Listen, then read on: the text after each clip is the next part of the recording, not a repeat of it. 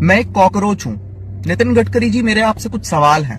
एक 4 व्हीलर को आप एक लग्जरी आइटम मानते हो, इसलिए आप उस पर 28% जीएसटी लेते हो। आप उसको एक लग्जरी आइटम मानते हो, इसलिए आप उस पर 15% कंपनसेशन सेस से लेकर 22% कंपनसेशन सेस लेते हो। उसके बाद आप हमसे 8 से 10% रोड टैक्स लेते हो। उसके बाद जब हमारी गाड़ी सड़क पर आती है तब आप हमसे टोल टैक्स लेते हो। नितिन गडकरी जी, मैं ऑल्टो चलाता हूं। 6 लाख रुपए की गाड़ी है ऑल्टो, और फॉर्च्यूनर 60 लाख रुपए की गाड़ी है।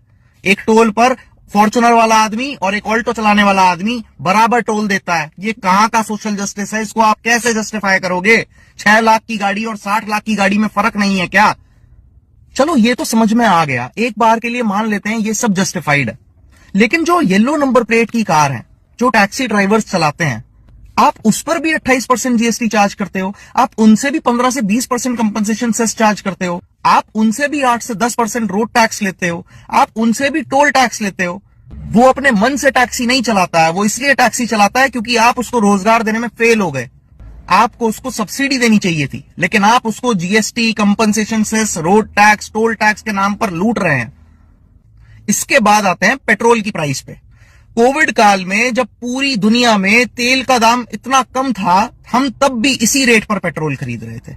आपने 100% पेट्रोल में 20% एथेनॉल मिला दिया। उससे हमें क्या फायदा हुआ? हम अब भी उसी रेट में पेट्रोल खरीद रहे हैं। और अब जब ग्लोबली पेट्रोल के दाम बढ़े तो आपने 3 रुपए पेट्रोल पर बढ़ा दिए।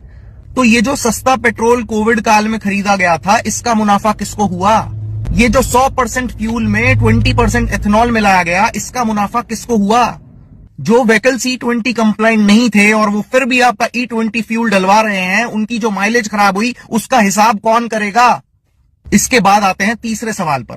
जब आपको पता है पेट्रोल एक ऐसी एसेंशियल नीड है भारतवासियों की, तो आपको क्या जरूरत है उस पर सेंट्रल एक्साइज लेने की?